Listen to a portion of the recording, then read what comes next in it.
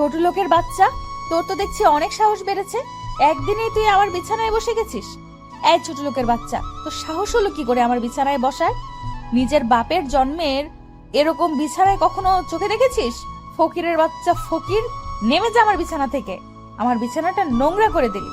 দিশার কথাগুলো শুনে রাহুল বিছানা থেকে নেমে দাঁড়ায় আর দিশাকে উদ্দেশ্য করে বলে, আমাদের বিয়ে হয়ে গেছে, আর তাছাড়া আপনি এখন আমার বউ।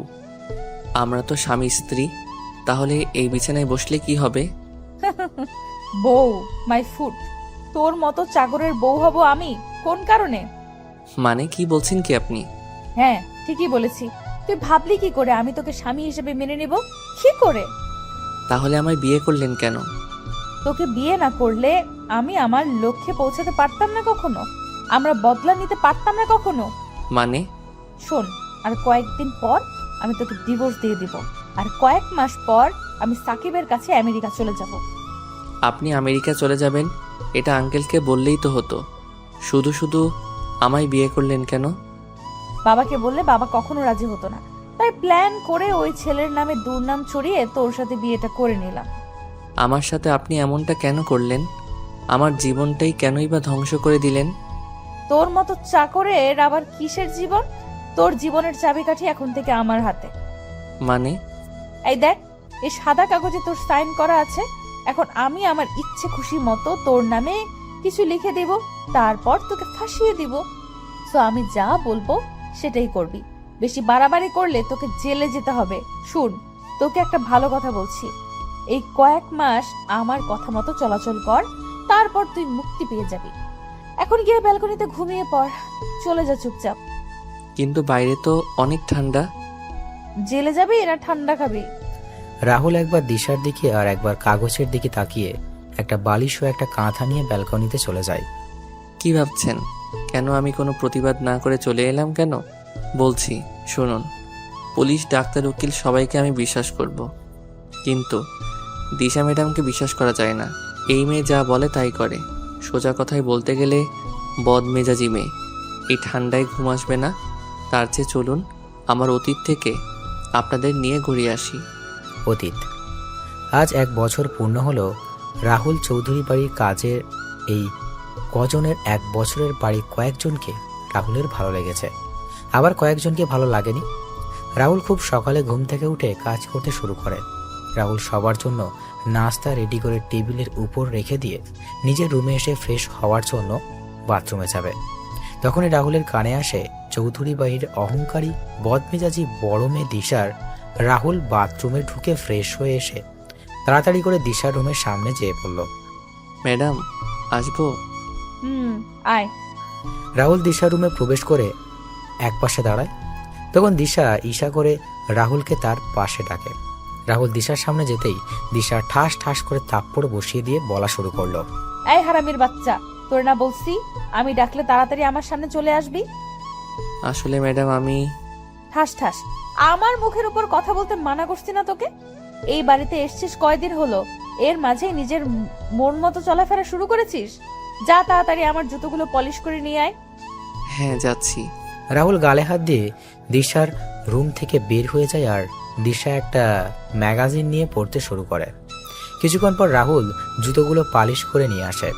রাহুল দিশার রুম থেকে বের হয়ে নিচে এসে অপেক্ষা করতে থাকে দিশার জন্য। কিছু সময় পর দিশা গাড়ির কাছে আসলে রাহুল দরজা খুলে দিল। দিশা গিয়ে গাড়িতে বসে আর রাহুল এসে গাড়ি চালানো শুরু করে।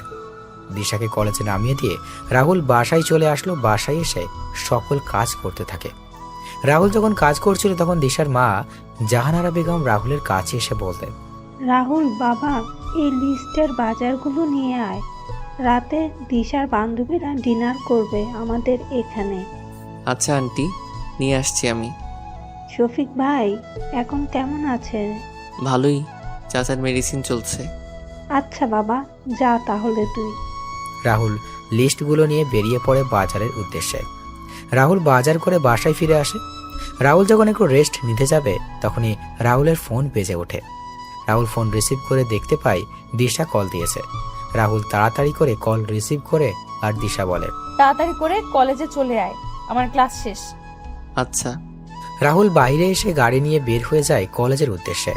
কিছু সময় পর কলেজে এসে দেখতে পায় দিশা আর তার বান্ধবীরা দাঁড়িয়ে আছে। রাহুলকে আসতে দেখে দিশা তার বান্ধবীদের বিদায় দিয়ে গাড়ির কাছে চলে আসে। দিশা গাড়িতে বসলে রাহুল গাড়ি চালানো শুরু করে। একটা বড় রেস্টুরেন্টের সামনে দিশা রাহুলকে গাড়ি থামাতে বলল। রাহুল গাড়ি থামিয়ে গাড়ি থেকে নেমে পিছনের দরজা খুলে দিল। দিশা গাড়ি থেকে নেমে সামনে দাঁড়িয়ে থাকা একটা ছেলেকে জড়িয়ে ধরল। রাহুল একবার সেদিকে তাকায়, আবার গাড়িতে চলে আসে আর দিশা ছেলেটার সাথে রেস্টুরেন্টের ভিতরে চলে যায়। রাহুল গাড়িতে বসে তার মোবাইলে গেমস খেলছিল। এইদিকে দিশা সাকিব বলছে, তা কেমন আছো জানেমান? ভালোই, তুমি? ভালো আছি। আচ্ছা দিশা, চলো আমরা বিয়ে করে ফেলি। আর ভালো লাগছে না সিঙ্গেল থাকতে। করব, তবে পড়াশোনা শেষ করে নেই তারপর। আর তোমারও তো পড়াশোনা বাকি রয়েছে। পড়াশোনা করে লাভ নেই, তার চেয়ে বিয়ে করে আমরা দুজনে আমেরিকা চলে যাব আর ওখানে সেটেল হয়ে যাব। কি বলো? এত টাকা আসবে কোথা থেকে? হ্যাঁ, তুমি দিবে। এখন আমার ব্যবসা যখন কিছুটা বৃদ্ধি পাবে তখন আমি আবার তোমার টাকা দিয়ে দিব। সত্যি বলতে কি জানো, আমার খুব খারাপ লাগছে তোমার থেকে টাকা নিতে, কিন্তু কি করব বলো, আমি নিরুপায় হয়ে গেছি। আচ্ছা, আমি বাবার সাথে কথা বলবো আমাদের বিয়ের ব্যাপারে। তুমি চিন্তা করো না। আর হ্যাঁ, তোমার টাকার ব্যবস্থা হয়ে যাবে, তুমি চিন্তা করো না। আচ্ছা, এখন আসি আমি, কালকে দেখা হচ্ছে। এখন এলে আবার এখনই চলে যাবে? মা কল দিয়েছিল আর বলল তাড়াতাড়ি বাসায় যাওয়ার জন্য। আসি আমি। দিশা কথাটা বলে চলে আসে সেখান থেকে গাড়িতে।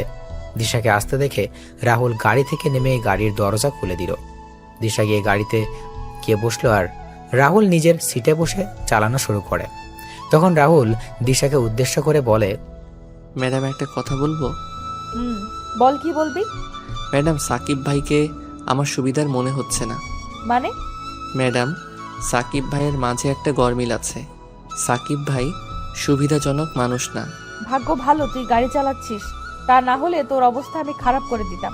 ছোট লোকের বাচ্চা, তোর তো সাহস কম না, সাকিবের ব্যাপারে কথা বলিস। সাকিব কি তোর মতো ছোট লোক ফকির? জানিস সাকিবের কয়টা বাড়ি কয়টা গাড়ি আছে? আসলে ম্যাডাম। চুপ ছোট লোকের বাচ্চা, চুপ। আমার কোনো ব্যাপারে তুই কোনো কথা বলবি না, আর আমার কোনো কাজেও বেশি কথা বলবি না। আমি আর সাকিব খুব তাড়াতাড়ি বিয়ে করছি। ফারদার আমার আর সাকিবের বিষয়ে তুই কোনো কথা বলবি না। কিছুক্ষণ পর রাহুলরা বাসায় চলে আসে। রাহুল রুমে এসে ফ্রেশ হয়ে গিয়ে নিচে খাবার খেয়ে নিজের রুমে গিয়ে ঘুমিয়ে পড়ে। এবার চলুন আপনাদের গল্পের নায়ক রাহুল আর নায়িকা দিশার পরিচয় দিয়ে দিই। আমাদের গল্পের নায়ক রাহুল রাজ। রাহুলের বাবা মা গ্রামে থাকেন। আমাদের গল্পের নায়িকা দিশা চৌধুরী এমপি আরিফ চৌধুরী ও ডাক্তার জাহানারা বেগমের একমাত্র অহংকারী আর বদমেজাজি মেয়ে দিশা। দিশা এবার অনার্স 3য় বর্ষের শিক্ষার্থী। বাকিটুকু না হয় গল্পের সাথে থাকলেই জানতে পারবেন। রাহুল ঘুমিয়েছিল, তখনই সে বুঝতে পারে তার পুরো শরীর ভিজে আছে, তার শরীর থেকে বাজে গন্ধ আসছে। রাহুল উঠে সামনে তাকিয়ে দেখতে পায় দিশা দাঁড়িয়ে আছে রাগী চোখে।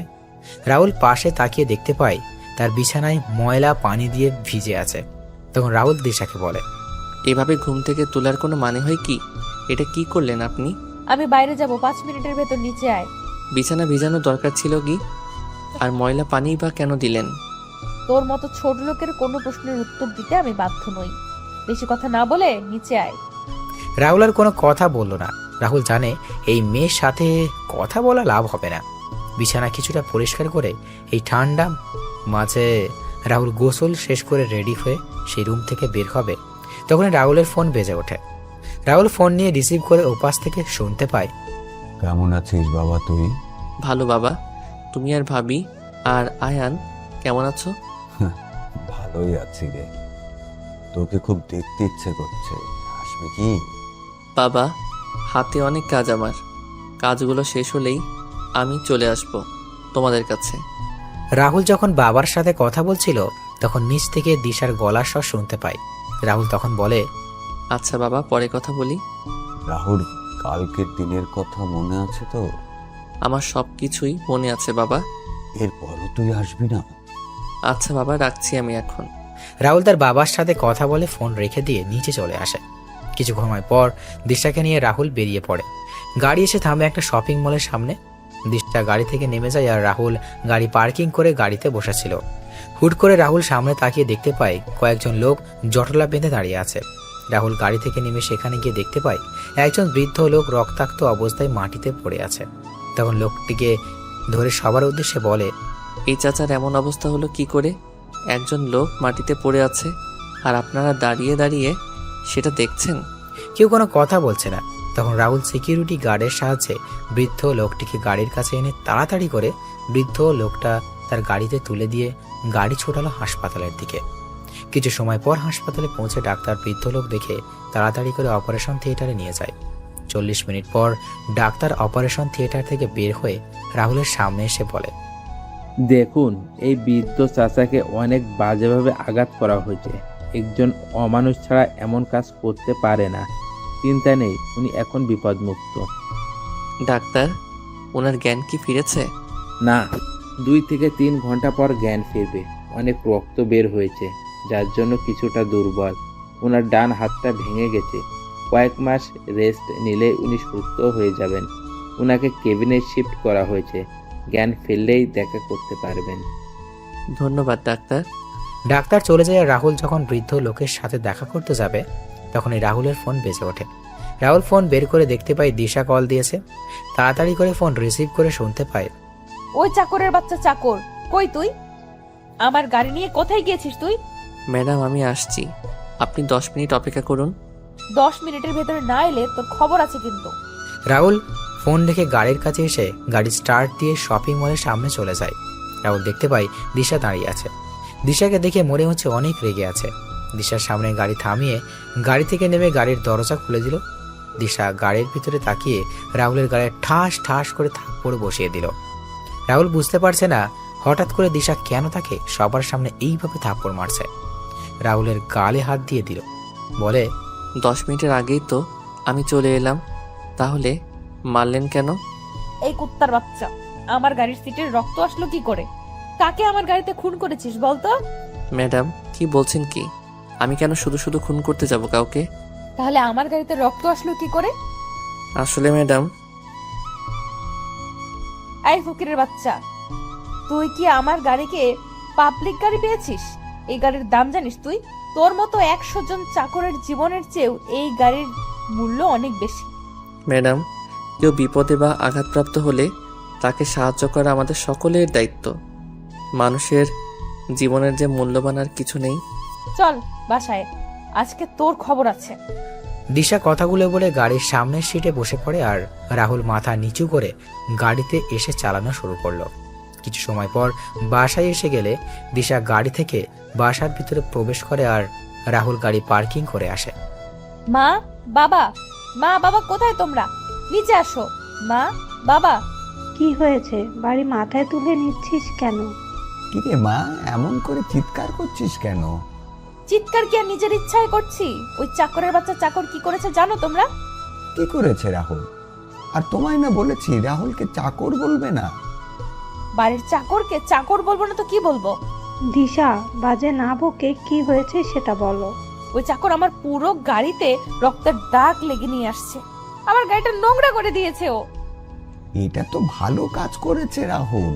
আমি যদি রাহুলের জায়গায় থাকতাম তাহলে একই কাজ করতাম। কারণ মানুষ হলো সৃষ্টির সেরা জীব। মানুষের জীবনের মূল্যের চেয়ে আর কিছুর মূল্য এই পৃথিবীতে নেই। বাবা, তুমি বুঝতে পারছো না কেন বলো তো? ওই ফকিরের বাচ্চা আমার নতুন গাড়িটা নষ্ট করে দিয়েছে। আয় রাহুল, এইদিকে। হ্যাঁ আন্টি, বলুন। আচ্ছা, এই বৃদ্ধ লোক এখন কেমন আছেন? যতটুকু জানি ওনার জ্ঞান ফিরেনি এখনো। ওনাকে খুব বাজেভাবে আঘাত করা হয়েছে। কি বা কারা এমন কাজ করেছে কিছু জানতে পারলি তুই? হ্যাঁ রাহুল। না আঙ্কেল, জানতে পারিনি। আন্টি আঙ্কেল, আমি একটা ভুল করে ফেলেছি। আসলে আজকে আমি ম্যাডামের অনুমতি না নিয়ে ওই বৃদ্ধ চাচাকে ওনার গাড়ি করে হাসপাতালে নিয়ে যাই, আর তখন রক্তের দাগ লেগে যায় সিটে। তবে চিন্তা করবেন না, আমি গাড়ি ভালো করে পরিষ্কার করে দিব।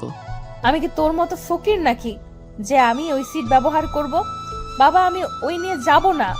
এখন থেকে ওই গাড়ি তুমি নিবে আর তোমার গাড়ি আমি নিয়ে যাব। দিশা কথাগুলো বলে সেখান থেকে চলে যায় আর রাহুল চুপচাপ দাঁড়িয়েছিল। তখন আরিফ চৌধুরী রাহুলের সামনে এসে রাহুলের কাঁধে হাত দিয়ে বললেন, তুই চিন্তা করিস না বাবা, আমি আর তোর আন্টি তোর সাথে আছি। আর এই 1 বছরে তোকে চিনেছি। তুই এমন কোনো কাজ করবি না যে কাজের দ্বারা কোনো সমস্যা হয়। যা রাহুল, রুমে যা তোর। দিশার চালচলন কেমন জানি রসাতলে চলে যাচ্ছে। এভাবে চলতে থাকলে দিশা খারাপ হতে বেশি দিন সময় লাগবে না। মেয়েটা দিন দিন খারাপ হয়ে যাচ্ছে। মেয়েটাকে কি করে যে বুঝাই, এভাবে জীবন চলবে না। দিশার বিয়ে দিতে হবে খুব তাড়াতাড়ি। কি বলছো কি তুমি এসব? আমাদের আদরে আদরে দিশা বাদর হয়ে যাচ্ছে। এমন মেয়েদের ঠিক করার জন্য বিয়েই দিতে হবে। তোমার এই বজ্জাত মেয়েকে বিয়ে করবে কে? সেটা রাতে খাবার টেবিলেই না হয়। রাতের বেলা দিশা তার বান্ধবীদের সাথে রুমে বসে আড্ডা দিচ্ছিল, আর রাহুলও জাহানারা বেগম রান্নাঘরে কাজ করছে। তখন দিশা নিচ থেকে বলে যায়, মা, আমাদের জন্য চিকেন ফ্রাই আর চিকেন ললিপপ আমার রুমে পাঠিয়ে দাও তো। আমি পারবো না, নিজে করে নিয়ে আয়। এই রাহুল ফকিন্নি, তুই তাড়াতাড়ি করে নিচে আয়, নিয়ে আয়। সময় 30 মিনিট মাত্র। ও কি মেশিন যে 30 মিনিটে হয়ে যাবে? এগুলো খেতে যত সহজ, সেগুলো তৈরি করতে অনেক কষ্ট। আচ্ছা, 1 ঘন্টা সময় দিলাম। আচ্ছা ম্যাডাম।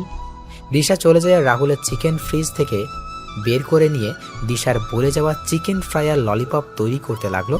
50 মিনিট পর রাহুল কিছু তৈরি করে দিশার রুমের দিকে পা বাড়ায়। দিশা রুমের সামনে এসে কড়া নাড়ে, তখন দিশা বলে ভিতরে আসার জন্য। রাহুল ভিতরে গিয়ে খাবার ট্রেগুলো টেবিলে রেখে যেই চলে আসবে, তখনই দিশা বলে ওঠে, এই খাবারগুলো কি তোর মা আর বাবা আমাদের হাতে দিয়ে যাবে? মা বাবা দিবে কেন, আমি দিয়ে দিচ্ছি ম্যাডাম। রাহুল সবার হাতে খাবারের প্লেট দিয়ে রুম থেকে বের হয়ে যায়। নিচে এসে জাহানারা বেগমের সাথে রাহুল কাজে মন দিল। রাত 10টায় খাবার টেবিলে দিশা ও তার বান্ধবীরা বসে খাবার খাচ্ছে। তখন দিশার বান্ধবী মিথিলা বলে, আন্টি, আজকে চিকেন ফ্রাই আর ললিপপগুলো অনেক ভালো হয়েছে। সত্যি আপনার হাতে জাদু আছে বলতে হবে। হ্যাঁ, আসলে মিথিলা, ওইগুলো আমি তৈরি করিনি। তাহলে কে তৈরি করেছে? ওইগুলো রাহুল তৈরি করেছে। রাহুলের হাতে জাদু আছে বলতে হবে। কি, একজন ছেলে হয়ে এমন সুস্বাদু রান্না করতে পারে? এটা বলতে পারো গড গিফটেড রাহুলের। আমার বাসার কাজ আমার থেকে রাহুল বেশি করে। খাওয়া দাওয়া শেষ করে মিথিলা সবার থেকে বিদায় নিয়ে বাইরে চলে আসে। মিথিলা দিশাকে উদ্দেশ্য করে বলে, দিশা, সত্যি তোরা অনেক লাকি রে, এমন একজন মানুষ পেয়েছিস। লাকি না ছাই। সত্যি বলছি রে, ছেলেটা যেমন দেখতে তেমনই কাজেরও। ছেলেটাকে দেখে তো ক্রাশ খেয়ে গেলাম, সত্যি। আরে ও আমার বাসার চাকর, এটা তোর মাথায় ঢুকেনি? চাকর হলে কি হলো? এই রকম ছেলে পেলে তো আমি ছেলেটাকে বিয়ে করে বসে থাকতাম, আর বাসার সকল কাজ ওকে দিয়ে করাতাম, তবে চিন্তা নেই। কি বলছিস কি? তোর কি সব গেছে মিথিলা? সময় হলেই বুঝতে পারবি। আসি রে। মিথিলা চলে যায়। দিশা বাসায় এসে দেখতে পায় রাহুল আর তার বাবার কথা বলছে। তখন দিশা তার বাবার সামনে এসে বলে, বাবা, কি নিয়ে কথা বলছো তুমি ওই ফকিরের সাথে? দিশা, নিজের ব্যবহার ঠিক করো তুমি। কি কথা বলছো বললে না তো বাবা? কালকে তোমায় দেখতে আসছে, তারই কথা বলছি আমি। কি দেখতে আসছে মানে? তোমার বিয়ের কথাবার্তা চলছে। অনেকদিন নিজের মতো করে ঘোরাঘুরি তো করলে, এবার স্বামী সংসারের দিকে মনোযোগী হও। না, এটা হবে না। কেন হবে না? আর কত বাউন্ডুলের মতো ঘোরাঘুরি করবে তুমি? মা, বাবা, আমি একজনকে পছন্দ করি আর তাকেই বিয়ে করতে চাই। তুমি যাকে পছন্দ করো তার নাম হলো সাকিব খান। সে একজন মেয়েবাজ এবং জুয়ারি। সে তোমার থেকে মিথ্যে বলে অনেক টাকা নিয়েছে এবং সামনে আরো নেবে। বাবা, তুমি ওর নাম জানলে কি করে? তুমি একজন এমপির মেয়ে, এটা ভুলে যেও না কখনো দিশা। বাবা, আমি সাকিবকে ছাড়া কাউকে বিয়ে করব না।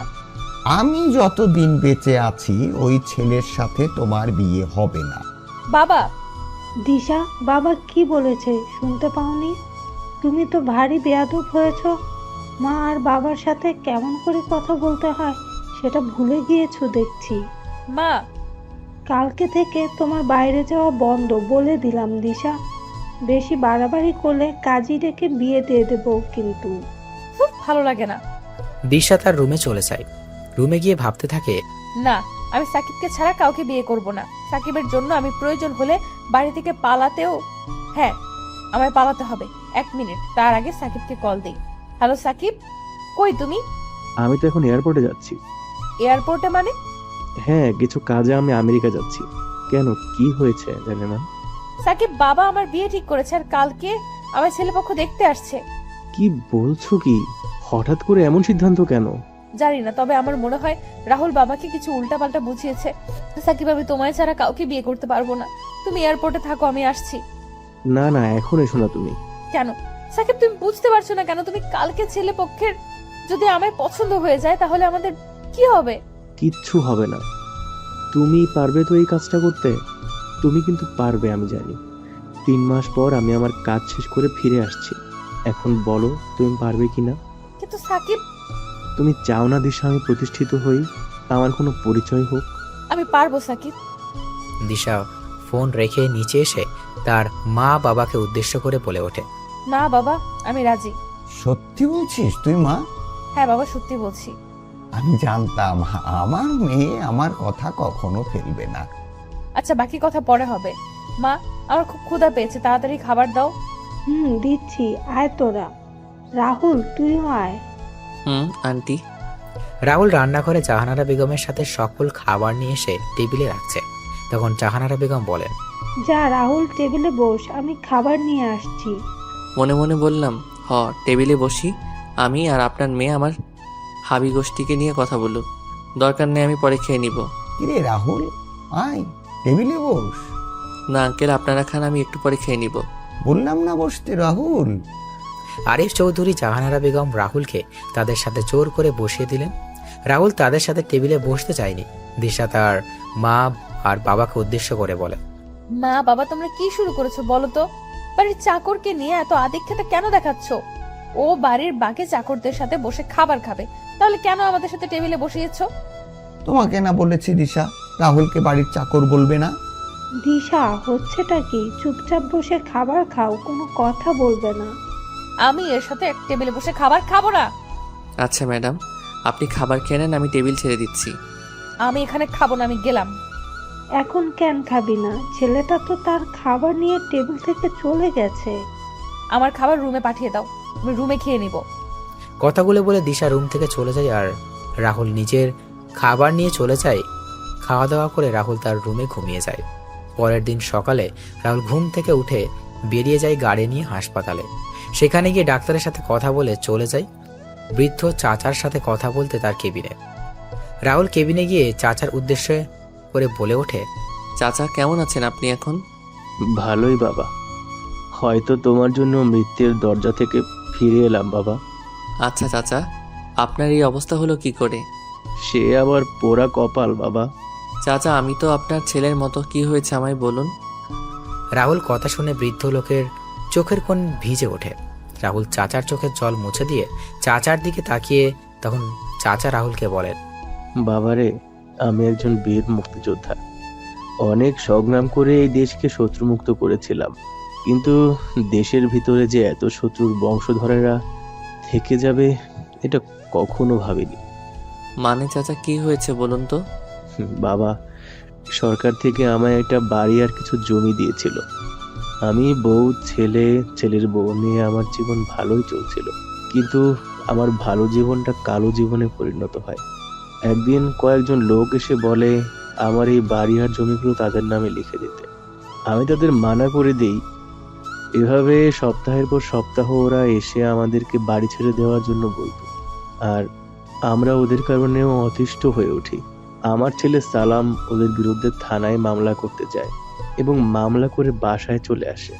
পরের দিন সকালে ওই লোকগুলো এসে আমাদের গ্রামের সমস্ত লোকের সামনে আমার ছেলে, আমার স্ত্রী আর আমার 5 মাসের অন্তঃসত্ত্বা স্ত্রীকে জোর করে বের করে দেয়।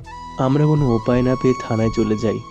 থানার বড় অফিসারকে সব কথা বলে যাতে, তবে উনি উল্টো আমাদেরকে বলে দেয় যে সেই লোকগুলোর কথা যাতে মেনে নিই। কিন্তু আমি আর আমার পরিবারের সবাই ছিল আমার সিদ্ধান্তের সাথে একমত। আমি ওদের কথা মেনে নিলে আমার পরিবার নিয়ে রাস্তায় বসতে হবে। আমি কোনো উপায় না পেয়ে আবার বাড়িতে ফিরে আসি। বাড়িতে আসতেই দেখতে পেলাম লোকগুলো বসে আছে সেখানে। আমি তাদের অনেক অনুরোধ করলাম, কিন্তু তারা শোনেনি। তারপর আমরা ওদের স্যারের সাথে কথা বলতে চাই। তখন ওরা আমাদের নিয়ে যায় ওদের স্যারের সামনে। আমি ওদের স্যারকে সবকিছু খুলে বলি অনেক আশা নিয়েই কথাগুলো বলি, যেন উনি শুনলে আমাদের দয়া করবেন। কিন্তু ওই স্যার আমাদের অনেক খারাপ কথা বলেছে। এসব শুনে আমার ছেলে সালাম গিয়ে ওই স্যারের কলার টেনে ধরে রাগান্বিত কণ্ঠে কিছু কথা বলে। ওই কথাগুলো শুনে আমার ছেলেকে আমাদের চোখের সামনে গুলি করে হত্যা করে। সেই দিন ওই আমার ছেলেকে হারিয়ে আমার পুরো পৃথিবী থমকে যায়। আমাদের এবং আমার ছেলের লাশ ওরা রাস্তায় এনে অনেক কিছু করার চেষ্টা করে। যখন কোনো উপায় পেলাম না, তখন একটা গাড়ি ঠিক করে ছেলের লাশ নিয়ে রওনা দিলাম গ্রামের দিকে। মাঝ রাস্তায় আমার ছেলের বউ অজ্ঞান হয়ে যায়, আর গাড়িতে কোনো পানি ছিল না। আমি পানি কেনার জন্য একটা দোকানে যাই। পানি নিয়ে যখন দোকান থেকে বের হই, তখন দেখতে পাই দুটো ট্রাক এসে ওই গাড়িতে ধাক্কা মেরে এবং গাড়িটা খাদে পড়ে আগুন ধরে যায়। একদিনে আমি আমার পরিবারকে হারিয়ে ফেলি, শুধু একজন মানুষের জন্য। কোনো উপায় না পেয়ে আমি ঢাকা চলে আসি শুধুমাত্র আমাদের প্রধানমন্ত্রীর কিছু কথা জিজ্ঞেস করার জন্য।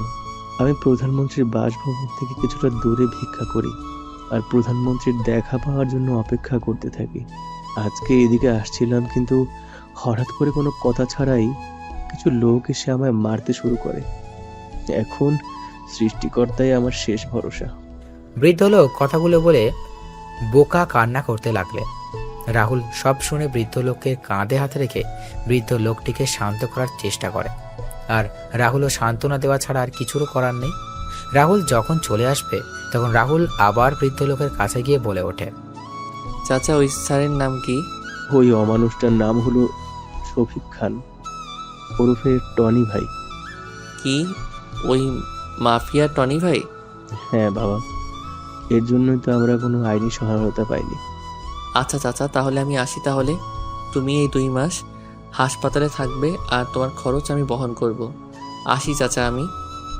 রাহুল কথাগুলো বলে চলে আসে। সেই থেকে রাহুল গাড়ি ড্রাইভ করছে আর বৃদ্ধ লোকের বলা কথাগুলো চিন্তা করছে। হঠাৎ করে গাড়ির সামনে মিথিলা চলে আসে আর রাহুল তাড়াতাড়ি করে ব্রেক করে।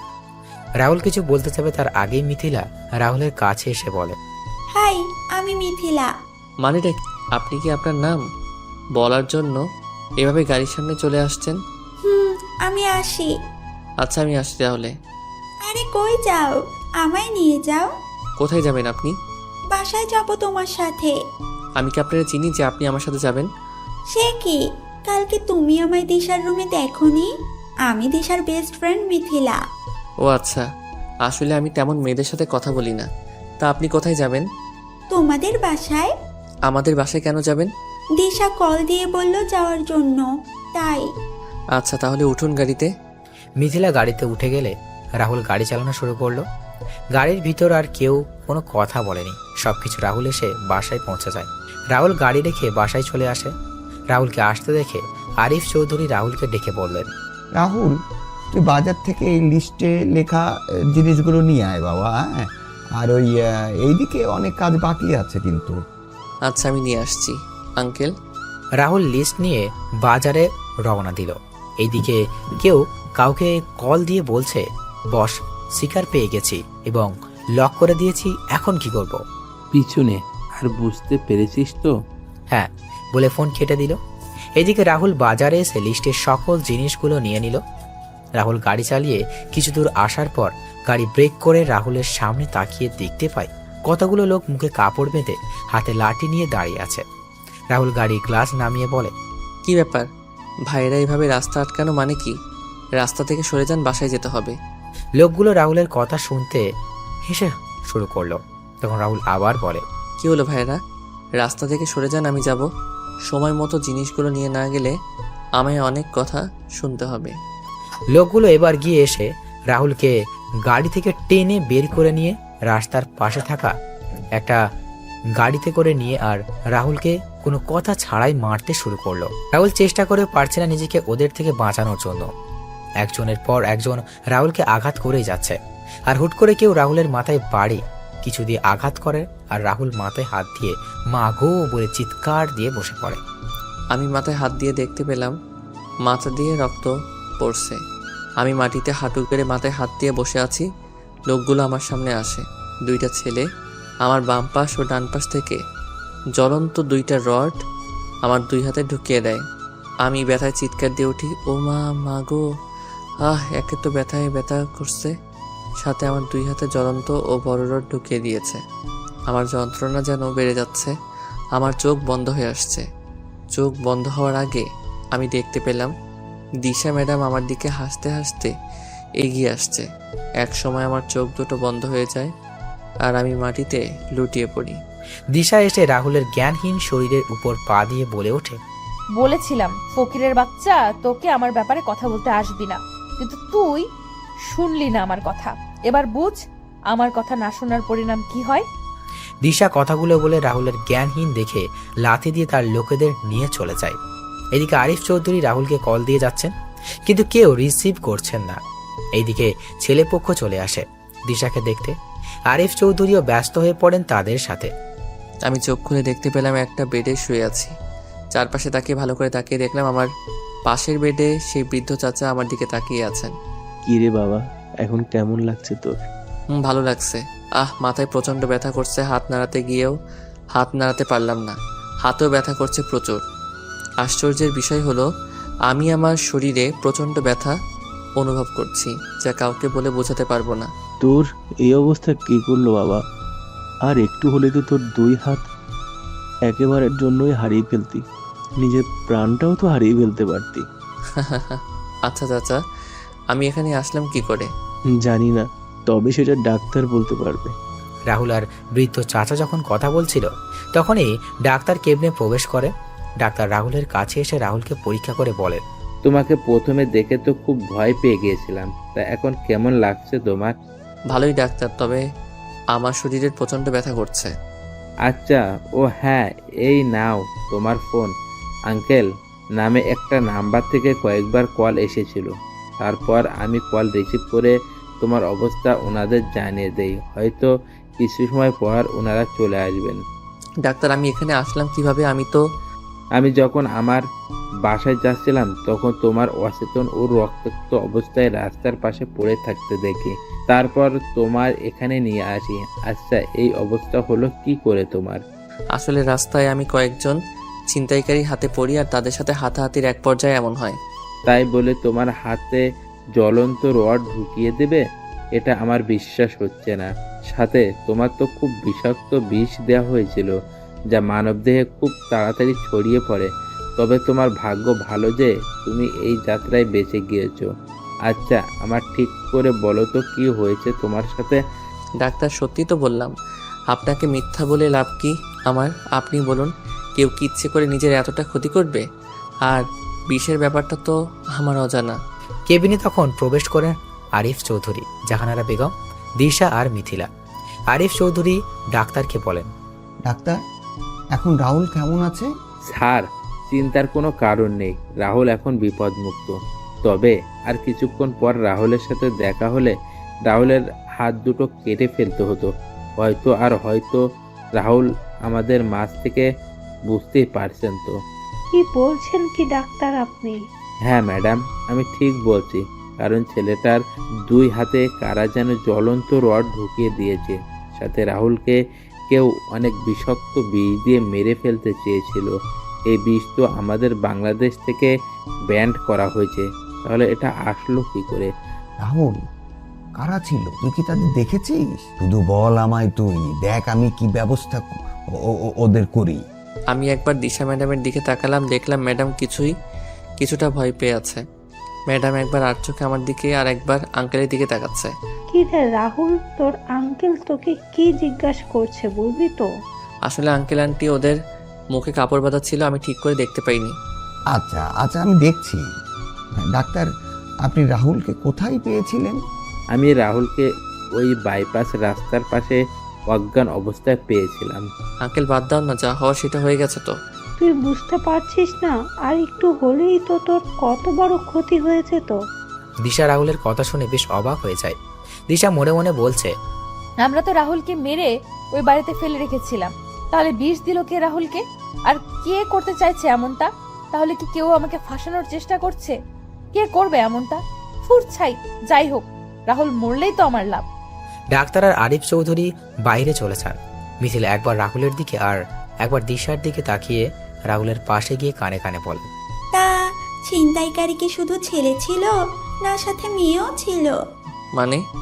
বলেছি যে ছিনতাইকারী কি শুধু ছেলে ছিল, না সাথে মেয়েও ছিল? মেয়ে হতে যাবে কেন? ছেলেই তো ছিল। ও আচ্ছা, আমি আরো ভাবলাম। কি ভাবলেন? কিছু না। দিশা কিছুক্ষণ চলে যায় বাসায়। রাহুল জাহানারা বেগমকে উদ্দেশ্য করে বলে, আন্টি, আজকে কি ছেলেপক্ষ এসেছিল ম্যাডামকে দেখতে? হ্যাঁ এসেছিল, আর দিশাকে তাদের পছন্দ হয়েছে। 15 দিন পর দিশার বিয়ে ঠিক করা হয়েছে, কিন্তু এখন দেখছি বিয়ে পিছিয়ে দিতে হবে। কেন আন্টি, বিয়ে পিছিয়ে নেবেন কেন? তোর এই অবস্থা, তোর শরীর ঠিক হলেই দিশার বিয়ে হবে। তোর এই অবস্থায় বিয়ে হবে কি করে? তুই ছাড়া আমাদের সব দিক কে খেয়াল রাখবে বল? তোর আঙ্কেলের অবস্থা এখন বেশি ভালো না, সব দিক দেখাশোনা কে করবে? তুই রেস্ট নে, আমি আসছি, দেখি ডাক্তার কি বলে।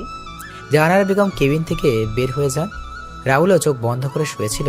তখনই মিথিলা রাহুলের পাশে বসে বলে, আচ্ছা, তুমি কেমন ছেলে মানুষ? হ্যাঁ, মানে? তুমি নিজেকে বাঁচাতে পারলে না? একা মানুষ কয়েকজনের সাথে লড়াই করবো বলুন তো? সেটা ঠিক। আচ্ছা, তোমার পরিবারে কে কে আছেন? বাবা, ভাবি আর ছোট একটা ভাতিজা এখানে আছেন। তারা গ্রামে থাকেন। তোমার মা আর ভাই? বেঁচে নেই। সরি। আচ্ছা, তোমার গার্লফ্রেন্ড আছে? হাসছো যে? আমার মতো একজন চাকরের আবার গার্লফ্রেন্ড আসবে কোথা থেকে? মানুষের জুতার বাড়ি, লাঠির বাড়ি খেয়ে আমার দিন যাচ্ছে, আর দরকার নেই এমন কিছুর। তাই বলে কি, এখনের ডিজিটাল যুগে ছেলেদেরও গার্লফ্রেন্ড থাকে অনেক। আর তোমার? রাহুল আর মিথিলা কথা বলছিল, তখনই দিশা কেবিনে আসে আর বলে ওঠে, ওর মতো ফকিন্নির গার্লফ্রেন্ড আসবে কোথা থেকে? কোনো মেয়ে বা ওর দিকে তাকাবে? ফকিন্নি কোথাকার। মিথিলা চল তো। দিশা, ওর সাথে এমন করছিস কেন? দেখছিস ছেলেটার অবস্থা কেমন, তারপরও বলছিস তুই? এরকম চাকর মারা গেলে আমার কিছুই না। ও আচ্ছা ম্যাডাম, আমি আপনার কি এমন ক্ষতি করেছি যার জন্য আমার সাথে এমন করছেন? তুই বাবাকে আমার আর সাকিবের ব্যাপারে বলেছিস, আর বাবা আমার বিয়ে ঠিক করেছে। এর মাসুল তো তোকে ভোগ করতেই হবে। আমিও তো তোকে দিশা বলেছি সাকিব ছেলেটা ভালো না, তারপরও তুই বুঝতে চাইছিস না। মিথিলা, তুইও দেখছি ওই ছোট লোকের সাথে তাল মেলাচ্ছিস। দিশা, একটা সময় আসবে রুহুলের প্রয়োজন তোর হবে, কিন্তু তখন তুই রুহুলকে খুঁজেও পাবি না। এমন কখনো হবে না, আর এমন কোনো পরিস্থিতি হলে আমি ওর কাছে যাব না। সবাই যখন কথা বলছিল তখন সবাই বাইরে শুনতে পায়। হঠাৎ করে বাইরে গোলাগুলির আওয়াজ শোনা যায়। মিথিলা আর দিশা জানালা দিয়ে দেখতে পায় কিছু লোক মিলে একজনকে রাস্তায় গুলি করছে। মিথিলা আর দিশা তাড়াতাড়ি করে জানালা লাগিয়ে দিল। আর রাহুল বলে, কি হলো? জানালা লাগিয়ে দিলেন কেন? বাইরে কারা যেন কাকে গুলি করে মেরে ফেলেছে। ও আচ্ছা। আজ 20 দিন পর রাহুল সুস্থ হয়েছে। কালকে দিশার বিয়ে। রাহুল বাড়িতে এসেই ক্যাটারিং এর লোকদের সাথে কাজে লেগে পড়েছে। জাহানারা বেগম আর আরিফ চৌধুরী রাহুল মানা করেছিলেন আজকে কাজ না করার জন্য, কিন্তু রাহুল কারো কথা শোনেনি। সারাদিন কাজ করে রাহুল সন্ধ্যাবেলা তার রুমে এসে ফ্রেশ হয়ে নিচে গিয়ে খাবার খেয়ে তার রুমে এসে ঘুমিয়ে পড়ে। এদিকে দিশাকে সাজানোর জন্য পার্লার থেকে মেয়েরা আসে। রাতের বেলা সবাই মিলে দিশাকে হলুদ দিচ্ছে, আর মিথিলা রাহুলকে খুঁজে যাচ্ছে কিন্তু পাচ্ছে না।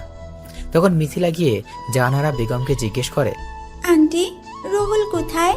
আজকে দেখছি না যে। আজকে সারাদিন রাহুল ক্যাটারিং এর লোকের সাথে কাজ করেছে, সন্ধ্যাবেলা খাওয়া দাওয়া করে নিজের রুমে গিয়ে ঘুমিয়ে পড়েছে। কালকে তো রাহুলের অনেক কাজ, আমি বলেছিলাম থাকার জন্য, কিন্তু ছেলেটা বলল ওর ভালো লাগছে না। ও আচ্ছা। মিথিলা সেখান থেকে এসে রাহুলের রুমের সামনে চলে আসে। মিথিলা রাহুলের দরজায় এসে কড়া নাড়তে থাকে। কড়া নাড়ার শব্দে রাহুলের ঘুম ভেঙে যায়। রাহুল উঠে গিয়ে দরজা খুলে দিয়ে রাহুল ঠিকমতো চোখ খুলে রাখতে পারছিল না। রাহুল অনেক কষ্টে সামনে তাকিয়ে মিথিলাকে দেখে বলে, কি চাই আপনার? আগে গিয়ে ফ্রেশ হয়ে আসো, তারপর বলছি। এখন ঘুমাবো আমি। রাতে কি চুরি করতে যাবে যে এখন ঘুমাবে? আপনি আসুন এখন। আমি দরজা ঠেলে রুহুলের বিছানায় গিয়ে বসলাম, তারপর বললাম, তাহলে আমি বিছানায় বসে পড়লাম, তুমি ঘুমাও এখন। আর দেখুন, এখন ঘুম দেবী আমায় ডাকছে, আপনি জানতো। যাবে না?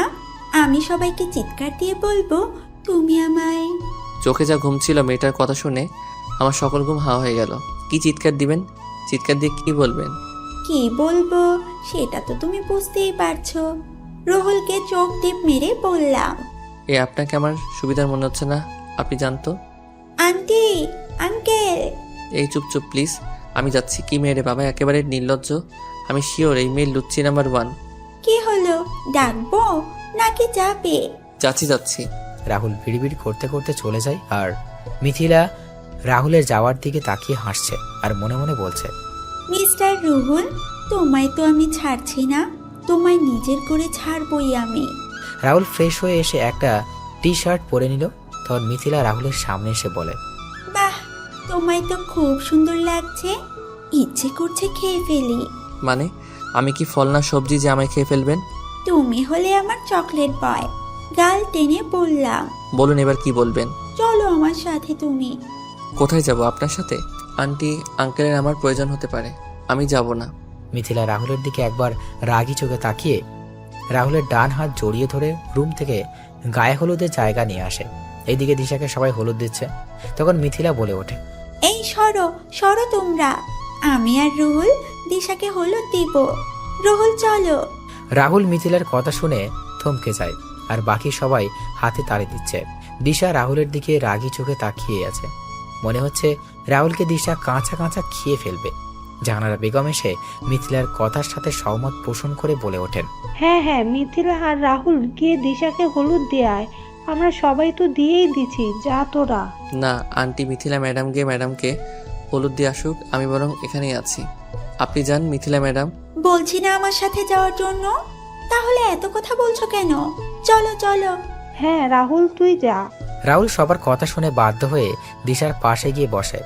মিথিলা দিশাকে হলুদ দিয়ে দিল আর রাহুলের দিকে হলুদের বাটি এগিয়ে দিল। রাহুল একবার দিশার দিকে আর একবার হলুদের বাটির দিকে তাকাচ্ছে।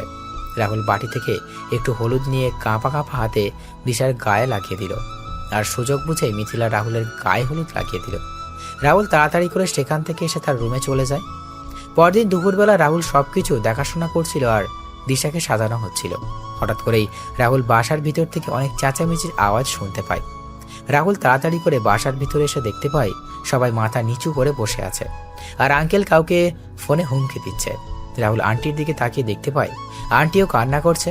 রাহুল আন্টির কাছে গিয়ে বলে, আন্টি কি হয়েছে, তুমি কান্না করছো আর আঙ্কেল এইভাবে চিৎকার করছে? দিশার সাথে যে ছেলেটার বিয়ে ঠিক হয়েছে, সেই ছেলেটা নাকি আরেকটা বিয়েও আগে করেছিল।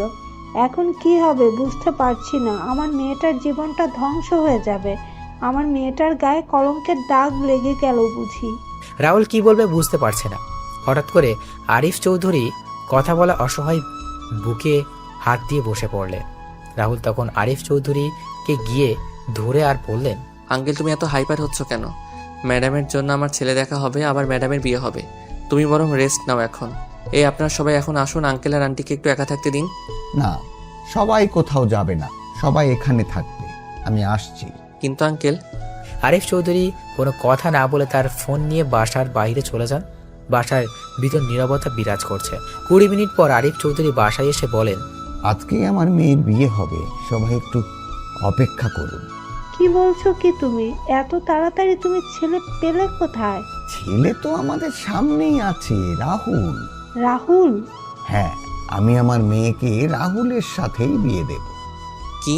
না না, এটা হয় না আঙ্কেল, আমি পারবো না, আমায় ক্ষমা করে দিবেন, আমি আপনার কথাটা রাখতে পারবো না। কেন পারবি না তুই? দেখ রাহুল, তোকে তো আমরা আমাদের ছেলের মতোই দেখে আসছি, তাহলে তুই কেন পারবি না? আন্টিয়া। রাহুল কিছু বলার আগেই রাহুলের ফোন বেজে ওঠে। রাহুল ফোন বের করে দেখতে পায় তার বাবার ফোন। রাহুল ফোন রিসিভ করে বলে ওঠে, হ্যাঁ বাবা বলো। রাহুল, তুমি বিয়েটা করে নাও, আমার আর তোমার ভাবির মেয়ে পছন্দ হয়েছে, আর 1 সপ্তাহ পর তুমি বাড়ি ফিরে আসবে। কিন্তু বাবা।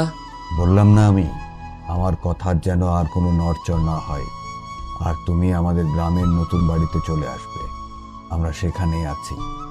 রাহুলের বাবা কথাগুলো বলে ফোন রেখে দিলেন আর রাহুল হ্যাবলার মতো তাকিয়ে দাঁড়িয়ে আছে। তখন আরিফ চৌধুরী রাহুলের কাছে এসে বলেন, রাহুল বাবা, তুই পারিস এরকম বিপদ থেকে আমায় বাঁচাতে? প্রয়োজন হলে আমি তোর পায়েও ধরতে পারি, তবু বাবা তুই রাজি হয়ে যা। আঙ্কেল কি বলছো কি? কিন্তু ম্যাডাম। দিশা আমাদের কথার অবাধ্য হবে না, এখন তুই বল বাবা। কি আর করবো, নিজের অমতের বিরুদ্ধে মত দিতে হলো আমায়, আমি রাজি। তারপর রাহুলকে বরের বেশে সাজিয়ে এনে বিয়ে শুরু করা হয়। রাহুলের বিয়ের দিকে কোনো মনোযোগ ছিল না। রাহুল ভাবছে অন্য কিছু। ভালোভাবে বিয়ের সকল কাজ সম্পন্ন হয়। রাহুল মিথিলাকে আজকে কোথাও বিয়ের সময় দেখতে পায়নি। রাতের বেলা রাহুল দিশার সামনে বসেছিল, তখনই দিশা রুমে আসে, আর বাকিটুকু তো আপনারা জানেন। বর্তমান আপনাদের সাথে কথা বলতে বলতে রাত প্রায় পেরিয়ে গেছে, এখন ঘুমিয়ে পড়ি, সকালে কথা হবে। পরের দিন সকালে রাহুল ঘুম থেকে উঠে সকালের নাস্তার জন্য তৈরি করার জন্য রান্নাঘরে চলে যায়। রাহুল নাস্তা রেডি করে তার আগের রুমে গিয়ে ফ্রেশ হয়ে জামা কাপড় পরে নেয়। রাহুল যখন রুম থেকে বের হতে যাবে তখনই রাহুলের ফোন বেজে ওঠে। রাহুল ফোন রিসিভ করে কিছু কথা শুনতে পায়। তখন রাহুল বলে, আচ্ছা আমি আসছি। রাহুল কোনো কথা না বলে বাসা থেকে গাড়ি নিয়ে বেরিয়ে পড়ে। এইদিকে জাহানারা বেগম ঘুম থেকে উঠে দেখতে পান নাস্তার টেবিল আগে থেকেই সাজানো। নাস্তা দেখে জাহানারা বেগম বুঝতে পারেন এটা রাহুলের কাজ। জাহানারা বেগম রাহুলকে পুরো বাসা খুঁজেও পেলেন না। জাহানারা বেগম তখন দেখতে পেলেন সদর দরজা খোলা। সিকিউরিটি গার্ডের থেকে জানতে পারেন রাহুল তাড়াহুড়ো করে বাসা থেকে একটি ব্যাগ নিয়ে বের হয়ে গেছে। জাহানারা বেগম এবং কিছু একটা চিন্তা করে দিশা রুমের দিকে এগিয়ে গিয়ে দেখতে পান দিশা রুমের দরজা খোলা আর দিশা ঘুমোচ্ছে। দিশা রুমে গিয়ে ঢুকতেই দেখতে পেলেন সোফায় বালিশ আর কথা পড়ে আছে। এবার জাহানারা বেগম দিশার কাছে গিয়ে দিশাকে ডাকতে থাকেন। তখন দিশা ঘুমন্ত কণ্ঠে বলে ওঠে, কি হয়েছে মা, এত সকাল সকাল ডাকছো কেন? রাহুল কোথায় আর বালিশ কাঁথা সোফায় কেন? কি রে মা, কি হয়েছে তোর? দিশা মা, শান্ত হ, তুই বল আমাদের কি হয়েছে। দিশা কোনো কথা বলছে না, শুধু কান্না করে যাচ্ছে। দিশা একসময় চিৎকার দিয়ে নিচের চুল টেনে ধরে বসে পড়ে। দিশা তখন তার মা আর বাবার উদ্দেশ্য করে বলে, রাহুল কোথায়? রাহুল তো মিথিলার সাথে খুব সকালে বের হয়ে গেছে। মিথিলার সাথে বের হয়েছে মানে? হ্যাঁ, মিথিলার সাথে বের হয়ে গেছে। আচ্ছা রাহুল বাসায় আসুক, তারপর না হয় সব জানতে পারবো। এখন তোমরা আমার রুম থেকে বের হও, যাও, আমি একা থাকবো। জাহানারা বেগম আর আরিফ চৌধুরী বের হয়ে যান দিশার রুম থেকে। এইদিকে রাহুল নাস্তা এনে মিথিলা আর মিথিলার মাকে খেতে বলে, কিন্তু তারা খাবে না। রাহুলের জোরাজোরির কাছে হার মেনে নাস্তা খেতে হলো দুইজনকে। সারাদিন কেটে যায় এইভাবে। সন্ধ্যাবেলা মিথিলার বাবা মা আর মিথিলাকে তাদের বাড়িতে পৌঁছে দিয়ে রাহুল বাসায় চলে আসে। বাসায় এসে রাহুল যখন রুমে যাবে তখন আরিফ চৌধুরী রাহুলের সামনে এসে রাহুলের গায়ে ঠাস ঠাস করে থাপ্পড় বসিয়ে দিয়ে বলে ওঠেন, রাহুল, তোকে তো আমি নিজের ছেলের মতোই মনে করতাম, তাহলে তুই আমার মেয়ের জীবন নিয়ে এভাবে ছিনিমিনি খেললে কি করে? তোকে সবার থেকে আলাদা মনে করেছিলাম, কিন্তু তুইও বাকি ছেলেদের মতো বের হলি। ছোট আব্বু, কি বলছো এসব তুমি? আমি কিছু বুঝতে পারছি না। রাহুল, তুমি আমাদের বিশ্বাসের প্রতিদান এভাবে দিবে আমরা কখনো ভাবতে পারিনি। ছোট আব্বু, ছোট আম্মু, কি বলছো তোমরা? কথাগুলো বলে আমি ম্যাডামের দিকে তাকালাম, দেখলাম ম্যাডামের চোখগুলো ফুলে আছে। আমি ম্যাডামের সামনে যেতেই ম্যাডাম আমার গালে তার পায়ের জুতো খুলে মারতে লাগলো আর বলতে লাগলো, আমি বাবাকে বলেছিলাম তোর মতো ছোট লোকের সাথে আমায় বিয়ে না দিতে, কিন্তু বাবা আমার কোনো কথাই শোনেনি। আসলে তোর মতো ছোট লোকের কোনো যোগ্যতা নেই আমার স্বামী হওয়ার।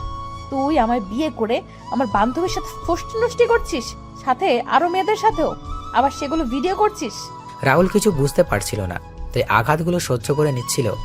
তখন দিশার শেষ কথা শুনে বলে, ভিডিও মানে? তখন আরিফ চৌধুরী রাহুলের সামনে একটা ভিডিও দেখিয়ে বলে, ঘরে বউ রেখে এইসব করতে তোর লজ্জা করলো না? তুই কালকে সকালের ভিতর আমার বাসা ছেড়ে চলে যাবি, আর ডিভোর্স পেপার খুব তাড়াতাড়ি পেয়ে যাবি। ছোট আম্মু, ছোট আব্বু আমার কথাটা শুনে একটিবার, আমি এরকম কাজ করিনি, কেউ আমায় ফাঁসিয়ে দিচ্ছে। ঠাস ঠাস কোনো কথা বলবি না ছোট লোক, আমার বাড়ি থেকে এক্ষুনি বের হয়ে যা তুই। ছোট আম্মু, ছোট আব্বু, একটা কথা শোনো তোমরা। তোমরা যে কারণে আমায় আঘাত করলে আর নানান কথা বললে সেইগুলো সম্পূর্ণ মিথ্যা। সত্যি, একদিন সবার সামনে আসবে, ডিভোর্স পেপার খুব তাড়াতাড়ি দিয়ে দিব আপনার মেয়েকে আঙ্কেল। রাহুল কথাগুলো বলে সেখান থেকে তার রুমে চলে আসে। রুমে এসে তার সকল কিছু গুছিয়ে নিয়ে একটি ব্যাগে ঢুকিয়ে সবার জন্য একটা চিঠি লিখে বিছানায় শুয়ে পড়ে। রাত 3টায় রাহুল বাসা থেকে বের হয়ে বাস স্ট্যান্ডে এসে বাসে উঠে পড়ে। সকাল 11টায় বাস থেকে নেমে সিলেট কদমতলী বাস স্ট্যান্ডে বাস থেকে নেমে রাহুল একটা সিএনজি নিয়ে তার বাড়িতে চলে যায়। রাহুল গাড়ি থেকে নেমে তার বাসায় বেল বাজায়। কিছু সময় পর তার ভাবি এসে দরজা খুলে দিলেন। রাহুলকে দেখে তার ভাবি অনেক খুশি হলেন এবং সবাইকে ডাক দিলেন। রাহুলও হাসি মুখে বাসায় প্রবেশ করে। রাহুল বাসায় ঢুকে তার ভাতিজা আয়ানকে দেখতে পায় খেলা করছে। রাহুল আয়ানকে কোলে তুলে নিয়ে আদর করতে লাগলো।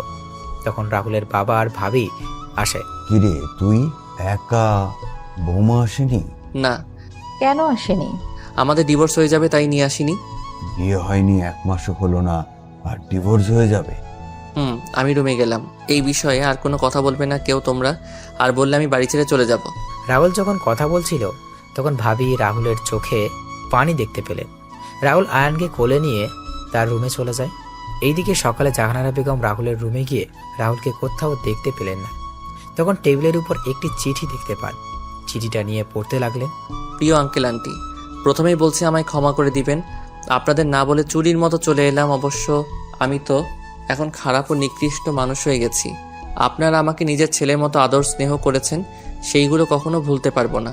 আমি কখনো এমন কোনো কাজ করিনি যে নিজের কোনো বদনাম হবে বা আমার জন্য কারো জীবন নষ্ট হয়ে যাবে। তবু আমি অপরাধ না করে অপরাধ স্বীকার করে নিলাম, তাই চলে যাচ্ছি আপনাদের ছেড়ে অনেক দূরে। ম্যাডামকে কয়েকদিনের ভিতরে ডিভোর্স লেটার পাঠিয়ে দিব। ভালো থাকবেন আর আমায় ক্ষমা করে দিবেন। ইতি খারাপ ছেলে রাহুল। চিঠি হাতে নিয়ে জাহানারা বেগম খাবার টেবিলে চলে আসেন। আরিফ চৌধুরী আর দিশা নাস্তা করছিল, তখন জাহানারা বেগম ধপ করে বসে পড়েন। কি হলো? রাহুল কোথায়? চলে গেছে। মানে? জাহানারা বেগম চিঠি এগিয়ে দিলেন। দিশা চিঠি পড়ে মনে মনে খুব খুশি হলো। কেন জানি সে নিজের ভিতরে অস্থিরতা অনুভব করছে। তখনই বাসার বেল বেজে ওঠে। দিশা দরজা খুলে দেখতে পায় মিথিলা ও তার বাবা মা দাঁড়িয়ে আছে। দিশা একটু গম্ভীর কণ্ঠে ভিতরে আসতে বলে তাদের। দিশা, রুহুল কই রে? বাবা আর মা রুহুলের সাথে কথা বলার জন্য রাত থেকে অস্থির হয়ে আছে। কেন ওর সাথে কথা বলবেন ওনারা? আরে কালকে রুহুল না থাকলে আমার বাবাকে হয়তো আমি আর ফিরে পেতাম না। রুহুল কালকে আমার ভাইয়ের দায়িত্ব পালন করেছে। মানে?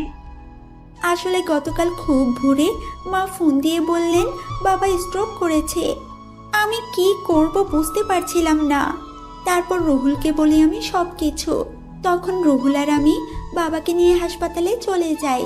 কালকে সারাদিন রুহুল আমাদের জন্য অনেক কিছুই করেছে, তাই তো বাবা সকাল হতেই চলে আসছে। কিন্তু রাহুল তো এখানেই নেই। ও চলে গেছে? চলে গেছে মানে? আসলে কালকে রাতে রাহুল আমার অনুমতি ছাড়া আমার সাথে শারীরিক সম্পর্কে লিপ্ত হয়েছে, তাই আরো মেরে বাড়ি থেকে বের করে দিয়েছি। তুই বুঝলি কি করে? আমার কাপড় ঠিক ছিল না, আর পার্টির পোশাক পরেছিলাম, কিন্তু আমার গায়ে নাইট ড্রেস ছিল। ঠাস ঠাস ঠাস। তুই কি মানুষ দিশা? কালকে সারা রাত আমি তোর সাথে ছিলাম। তুই নেশাগ্রস্ত অবস্থায় রুহুলের সমস্ত শরীরে বমি করে দিয়েছিলি, সাথে তোর নিজের পোশাকেও। তারপরও তোকে রুহুল বাসায় নিয়ে এসে রুমে রেখে যায়, আর আমি তোর কাপড় চেঞ্জ করে দিয়েছিলাম। কি? হ্যাঁ। তাহলে ওই ভিডিওগুলো কি? ভিডিওগুলো জানি না, তবে আমি জানি আমার ভাই এমন কোনো কাজ করবে না।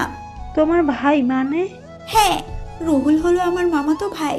দিশাকে আজ থেকে 3 বছর আগে আমার বার্থডে পার্টিতে দেখে রুহুলের ভালো লেগেছিল, আর তখন ভাইয়া আমায় বলেছিল। তারপর ভাইয়া ছদ্মবেশে আপনাদের এখানে কাজে আসে। ভাইয়া তোকে চিঠি লিখতো প্রতিদিন, আর সেই চিঠিগুলো আমি তোকে নিয়ে দিতাম। ভাইয়া তোকে সরাসরি বলতে চায়নি সে তোকে ভালোবাসে, কারণ তুই যদি মানা করে দিতি। তাই ভাইয়া চেয়েছিল তোর মনে নিজের জন্য জায়গা করে নিয়ে তোর সামনে আসবে। কিন্তু একদিন সাকিব সামনে চলে আসে আর বলে সে চিঠিগুলো দিয়েছে, আর তুইও সাকিবকে হ্যাঁ বলে দিয়েছিস। ভাইয়া তোকে এতই ভালোবাসতো যে তোর শত অপমান সহ্য করে এই বাড়িতে 2 বছর কাটিয়ে দিল। তবে ভালো করেছিস তুই ভাইয়াকে এরকম একটা অপবাদ দিয়ে তাড়িয়ে দিয়ে।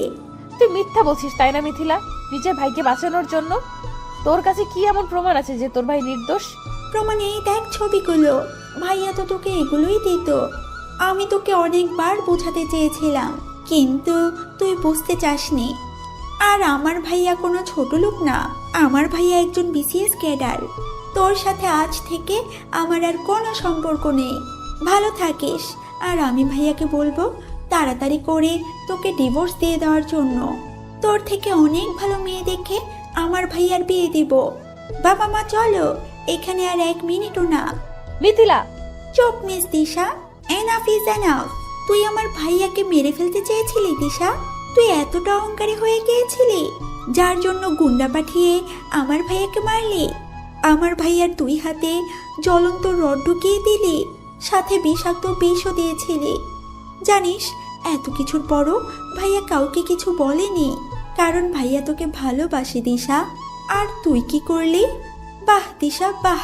দিশা গুন্ডা দিয়ে মেরেছিল মানে? দিশা যখন জানতে পারলো রোহন সাকিবের কথা আপনাকে বলেছে, সেটা শুনেই দিশা এমন একটা কাজ করে।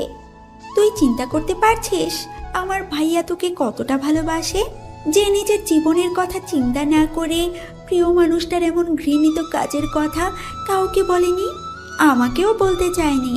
কিন্তু আমি ভাইয়ার থেকে তার ভালোবাসার কসম দিয়ে কথাটা জানতে পেরেছি। মিথিলা কথাগুলো বলে সেখান থেকে চলে যায়। আরিফ চৌধুরী আর জাহানারা বেগম নিশ্চুপ হয়ে বসে আছেন। তারা রাহুলের সাথে কালকে যে ব্যবহারটা করেছেন, এরপর তারা আর কিছু বলবে কি করে? দিশা মিথিলার মুখে সব শুনে নিস্তব্ধ হয়ে যায়। দিশা তার রুমে চলে যায়। দিশা রুমে গিয়ে কি করবে বুঝতে পারছে না। দিশা রুমে গিয়ে চিঠিগুলো বের করে জ্বালিয়ে দিল। দিশার যেন কান্নার বেগ বাড়তে লাগলো। এদিকে রাহুল নিচে এসে খাওয়া দাওয়া করে আয়ানকে নিয়ে ছাদে চলে যায়। কিছুক্ষণ ভাবি এসে রাহুলের পাশে দাঁড়ান। তখন রাহুল পড়ে, ভাবি কিছু বলবে? তোর কি হয়েছে আমায় বল। তুই গেলি হাসি মুখে আর ফিরলি কালো মুখে। ভাবি, সব কিছু বললাম ভাবিকে। এখন কি করবি? ডিভোর্স হয়ে যাবে। রাহুলের ফোন বেজে ওঠে। রাহুল ফোন নিয়ে কিছুটা দূরে চলে যায়। কিছু সময় পর কথা বলে রাহুল তার ভাবির কাছে চলে আসে। তখন ভাবি বলেন, কে কল দিয়েছিল আর কোথায় যাবি? পুরনো কিছু আগাছা পরিষ্কার করতে। আগাছা পরিষ্কার করার সময় হয়ে গেছে। রাহুল তুই কিন্তু। ভাবি, তুমি তো সব জানোই, তাহলে আর কিছু বলবে না প্লিজ। কবে যাবি তুই? আজকে রাতেই যাব। আচ্ছা। রাতের বেলা রাহুল তার ভাবিকে বলে বেরিয়ে পড়ে তার কাছে। রাহুল পুরাতন জঙ্গলের ভিতরে বাড়িতে প্রবেশ করে তার গুপ্ত জায়গায় চলে যায়। সেখানে গিয়ে রাহুল সবার সাথে কথা বলে সবাইকে নিয়ে কিছু সময় পর রেডি হওয়ার জন্য বলে তার নিজের রুমে চলে যায়। রুমে গিয়ে ভাই আর মেয়ের ছবির দিকে তাকায় আর মা আর ভাইয়ের সাথে কাটানোর সময়গুলো মনে করে রাহুলের চোখ ভিজে ওঠে। রাহুল চোখের জল মুছে বলে ওঠে, মা, ভাইয়া, তোমাদের খুনিদের আমি খোঁজ পেয়ে গেছি এবং খুব তাড়াতাড়ি শেষ করে দিব। আজকে একজনের জীবনের শেষ দিন হতে চলেছে। আমায় তোমরা আশীর্বাদ করো শুধু। রাহুল তার টিমের সবাইকে নিয়ে বেরিয়ে পড়ে একটা ফ্যাক্টরির উদ্দেশ্যে। ফ্যাক্টরিতে পৌঁছে কোনো কথা ছাড়াই গুলি করতে লাগে। মুহূর্তের মধ্যেই ফ্যাক্টরি পরিণত হয় শ্মশানে। রাহুল ফ্যাক্টরি থেকে কিছু কাগজ নিয়ে বের হয়ে যায় এবং বোমার ফ্যাক্টরি উড়িয়ে দিল। রাহুল সবাইকে চলে যেতে বলে। রাহুল চলে যায় তার বাড়িতে। রাহুল বাড়িতে গিয়ে ফ্রেশ হয়ে এসে ঘুমিয়ে পড়ে। পরদিন সকালে নিউজে বলছে কয়েকদিন আগের সর্দারের পোস্টারে তাহলে সত্যি হলো। সর্দার তার আগমনের চিহ্ন দিয়ে দিয়েছে। কালকে রাতে একটা পরিত্যক্ত ফ্যাক্টরিতে তৈরি হওয়া বিষাক্ত কেমিক্যালের মেশিন ও সকল লোকেদের হত্যা করা হয়েছে। সর্দারের next target mafia king Tony ভাই। পরের দিন সকালে রাহুলের ঘুম থেকে উঠে নাস্তা করে বের হয় গ্রামের দিকে। রাহুল তার বাজারে চলে যায়। সেখানে গিয়ে দেখতে পায় তার সব বন্ধুরা বসে আড্ডা দিচ্ছে। রাহুলও তাদের সাথে আড্ডায় যোগ দিল। এদিকে দিশা সকালে ঘুম থেকে উঠে নাস্তা করে বের হয়ে যায় কলেজের উদ্দেশ্যে। কলেজে গিয়ে সবার সাথে আড্ডা দিয়ে বসে সবাই কথা বলছে, হাসাহাসি করছে। কিন্তু দিশা কেন জানি হাসতে ভুলে গিয়েছে। তার মনে হচ্ছে তার কাছ থেকে কিছু একটা হারিয়ে যাচ্ছে। সব মিলিয়ে দিশা সবকিছু বিরক্ত লাগছে। দিশা কোনো কথা না বলে বাসায় চলে আসে। বাসায় এসে নিজের রুমে গিয়ে বসে পড়ে। দিশা কি করবে বুঝতে পারছে না। এইভাবে কেটে যায় 10 দিন। এই 10 দিনে দিশা বুঝতে পেরেছে রাহুল তার সাথে মিশে গেছে। দিশা রাহুলকে ছাড়া থাকতে পারবে না। দিশা প্রতি মুহূর্তে রাহুলকে মিস করছে। দিশা বুঝতে পারছে না কি করবে। আমার এমন কেন হচ্ছে? আমি তো রাহুলকে সহ্য করতে পারি না, তাহলে কেন রাহুলের কথা আমার বারবার মনে হচ্ছে? আচ্ছা, তাহলে আমি কি রাহুলকে ভালোবেসে ফেললাম? হ্যাঁ, হয়তো আমি রাহুলকে ভালোবেসে ফেলেছি। দিশা ফ্রেশ হয়ে বাসা থেকে বের হতে যাবে, তখনই আরিফ চৌধুরী বললেন, কোথায় যাচ্ছ তুমি? বাবা, মিথিলার কাছে যাচ্ছি। কেন? বাবা, আমায় রাহুলের কাছে যেতে হবে। আমার এমন কাজের জন্য ক্ষমা চাইতে হবে। কেন, ছেলেটাকে আবার মারবি? না মা, নিজের কাজের জন্য ক্ষমা চাইবো। কিন্তু রাহুল তো ডিভোর্সের কাগজ পাঠিয়ে দিয়েছে। এই যে কাগজ। দিশা কাগজটা ভালো করে একবার দেখে কাগজটা ছিঁড়ে ফেলে দেয় আর বলে, আমি এই ডিভোর্স মানি না, আমি গেলাম। দিশা মিথিলার উদ্দেশ্যে বেরিয়ে পড়ে। দিশা মিথিলার বাসার সামনে এসে বেল বাজায়। কিছুক্ষণ পর মিথিলা এসে দরজা খুলে দিল। দিশা মিথিলার হাত ধরে বলে ওঠে, দোস্ত, তুই আমায় ক্ষমা করে দে। তুই আমায় রাহুলের কাছে নিয়ে চল প্লিজ। কেন, আর কিছু বাকি আছে যা তুই আমার ভাইয়ের সাথে করিসনি? না এখন প্রাণে মেরে ফেলবি? তো তুই এত নিষ্ঠুর হোস না, আমি তোর পায়ে পড়ি, প্লিজ তুই আমায় নিয়ে চল। আমি এই কয়দিনে বুঝতে পেরেছি রাহুল আমায় কতটা জুড়ে আছে। আমি পারবো না আমার ভাইকে আর কষ্ট পেতে দেখতে। এখন গিয়ে বন্ধুত্ব করবি, তারপর আবার আঘাত করবি। তার চেয়ে ভালো হবে তুই সরে দাঁড়া আমার ভাইয়ের জীবন থেকে। একটা ছেলে কতটা ভালোবাসলে নিজের আলিশান বাড়ি ছেড়ে তোদের বাসায় চাকরের কাজ করে। তোর ভালোবাসা লাগবে না আমার ভাইয়ের, যা তুই এখন। কি বলবো আমি বুঝতেই পারছি না। আমি পাথরের ন্যায় শক্ত হয়ে গেলাম। মিথিলা যখন আমার সামনে থেকে চলে যাবে, তখন আমি মিথিলার পা জড়িয়ে ধরে কান্না করে বললাম, আমায় একটু দয়া কর তুই, আমি আমার ভুল বুঝতে পারছি, আমায় একটিবার ক্ষমা করে দে তুই, প্লিজ মিথিলা প্লিজ। মিথিলার বাবা মা এসে বলেন দিশাকে যেন রাহুলের কাছে নিয়ে যায়। মিথিলা দিশাকে তার পা থেকে তুলে বলে, এবারে কিন্তু তোর শেষ সুযোগ। এরপর আমার ভাইয়ের সাথে খারাপ ব্যবহার করলে তোর খবর আছে কিন্তু। তবে আমি জানি না ভাইয়া তোকে ক্ষমা করে দিবে কিনা। আজকে মামা কল দিয়েছিল, আজকে ভাইয়াকে দেখতে মেয়ে পক্ষ আসবে। হ্যাঁ কথা দিলাম, এমন কাজ আর কখনো করব না, কখনোই হব না আমি বেঁচে থাকতে। তাহলে চল। কালকে আমরা সবাই যাব, তুইও কালকে আঙ্কেল আন্টিকে নিয়ে আমাদের বাসায় চলে আসিস। আচ্ছা। দিশা খুশি মনে বাসায় চলে আসে, কিন্তু মিথিলার শেষের কথা শুনে তার কেমন জানি ভয় হতে লাগলো। এদিকে রাহুল বাসায় এসে খাওয়া দাওয়া শেষ করে রুমে চলে আসে। রাহুল তার ল্যাপটপে বসে কাজ করছিল, তখন রাহুলের ফোন বেজে ওঠে। রাহুল ফোন হাতে নিয়ে দেখতে পায় আননোন নাম্বার। রাহুল ল্যাপটপের সাথে ফোন কানেক্ট করে দেখতে পায় টনি ভাই নামে সেভ করা। রাহুল ফোন রিসিভ করে বলে, জেনে গেছিস তাহলে তোর ভাই আমার হাতে? দেখ, তুই কিন্তু কাজটা ঠিক করছিস না। তুই এবং তোর ভাই মিলে আমার মা আর ভাইকে মেরেছিস, তখন মনে ছিল না? এবার দেখবি ভাই হারানোর ব্যথা কেমন হয়। দেখ তুই কি এবার দেখবি তো তুই কি হয় সামনে। তোর সাথে অনেক হিসাব পরিষ্কার করা বাকি আছে টনি। তোর পরিবারের সবাইকে শেষ করে দিব আমি। আচ্ছা কর, কালকে তোকে দেওয়ার জন্য একটা পার্সেল রেডি করে রেখেছি। পার্সেল ডেলিভারির টাইম রাত 12টা থেকে 30 মিনিট। রাহুল ফোনটা কেটে দিয়ে আবার কাজে ব্যস্ত হয়ে যায়। আর টনি ভাই কল দিল তার লক্ষ্যে। হ্যাঁ ভাই বলেন। আমি ওর পরিবারের ইনফরমেশন চাই। আমি জানি আমার ভাইকে আমি বাঁচাতে পারবো না, তার চেয়ে ওর পরিবারের সবাইকে শেষ করে দিব আমি। বস, আমি কিছুক্ষণের মধ্যে আমি পাঠিয়ে দিচ্ছি আপনাকে। আচ্ছা, আর শোন, সাবধানে থাকবি। ভাই। ওই বস যখন ফোন রেখে বের হতে যাবে, তখনই কয়েকজন এসে বসকে নিয়ে যায়। আর রাত 12টায় রুমের ভিতর থেকে বস চিৎকার করছে, কিন্তু কেউ শুনছে না। 12টা 10 মিনিট রুমে প্রবেশ করে বহুরূপী ভয়ঙ্কর হায়না সর্দার বস তখন বলে, দেখো সর্দার, আমায় ক্ষমা করে দাও। তুমি চাইলে আমি টনির সকল ইনফরমেশন তোমার দিয়ে দিব, তবু আমার ছেড়ে দাও। আমার মা ও তোদের আমার ভাইকে ছেড়ে দিতে বলেছিল, কিন্তু তোরা ছেড়ে দিয়েছিলি কি? আমার অনেক বড় ভুল হয়েছে, আমার ক্ষমা করে দাও। ভালো থাকিস, আর ক্ষমা আমার ভাই আর আমার মায়ের কাছে গিয়ে চেয়ে নিবি। রাহুল কথাটা বলেই একটা কোপে শরীর থেকে মাথা আলাদা করে দিল। বসের প্রাণ পাখি উড়াল দিল ক্ষমা চাওয়ার উদ্দেশ্যে। এটা টনির ঠিকানায় ডেলিভারি দিয়ে আয়, ডেলিভারিতে যেন কোনো সমস্যা না হয়। রাহুল কথাটা বলে সেখান থেকে বের হয়ে যায়।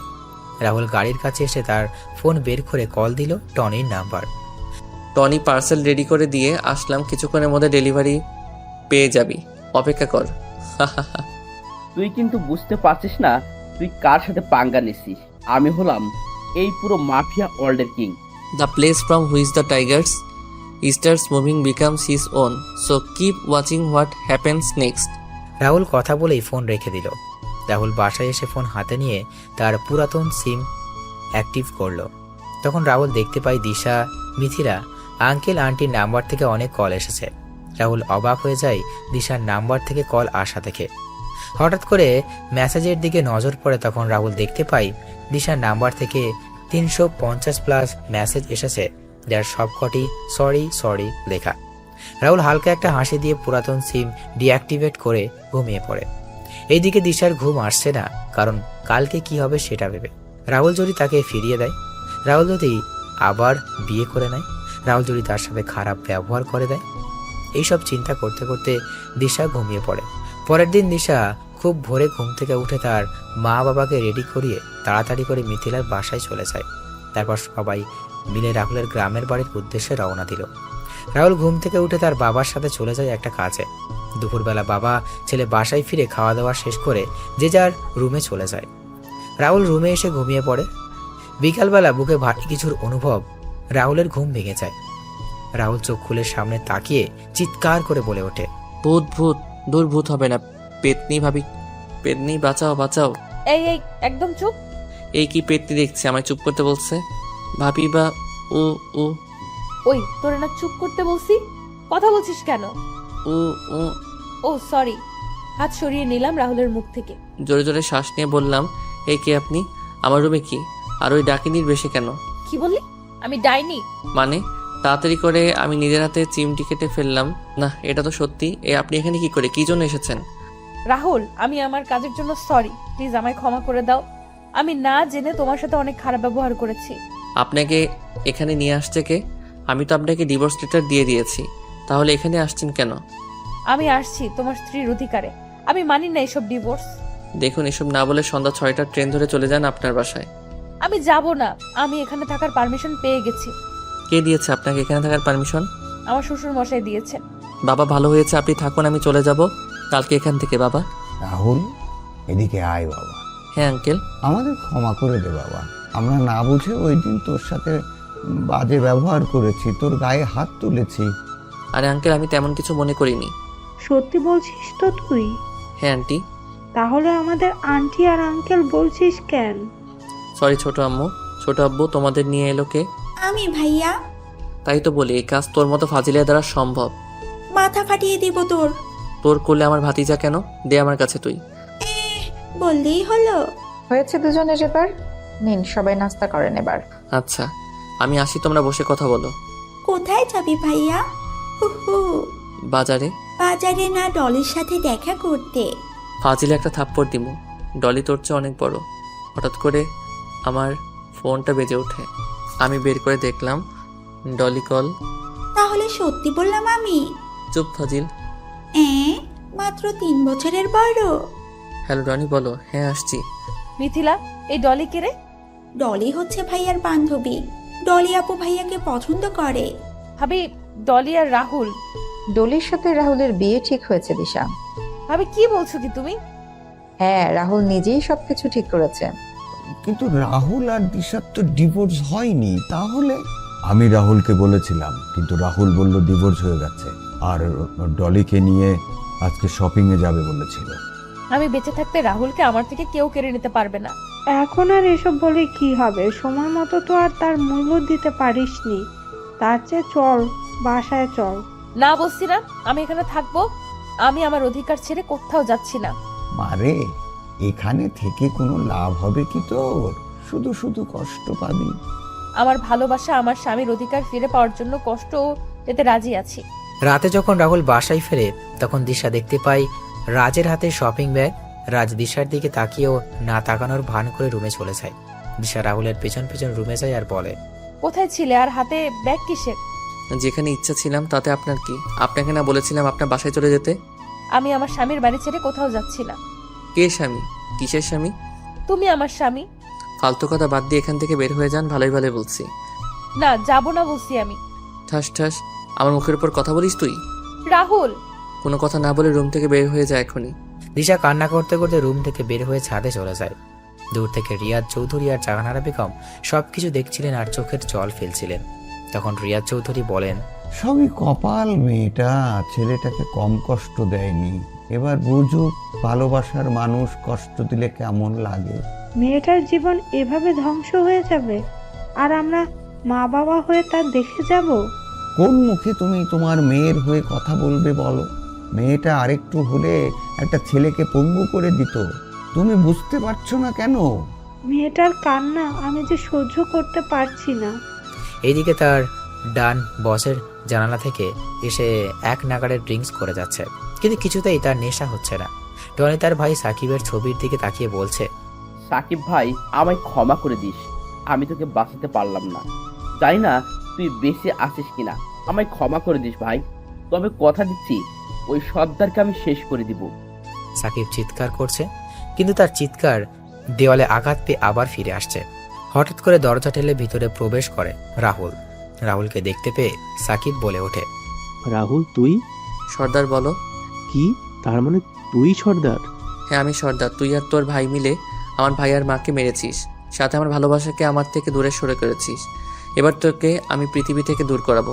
দেখ, আমার ভুল হয়েছে, আমায় ক্ষমা করে দে। আমি আমার সকল কাজের জন্য অনুতপ্ত। আমি সবকিছু স্বীকার করে নিচ্ছি তো। আমার আদালতে আমি কাউকে ছাড় দেই না, তোরও কোনো ছাড় নেই।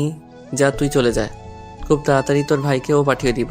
কথাটা বলে রাহুল তার পিস্তলের সকলগুলি সাকিবের শরীরে ঢুকিয়ে দিল আর তার লোকেদের বলল লাশটা যেন টনি ঠিকানায় পৌঁছে যায়। রাহুল বাসায় চলে যায়।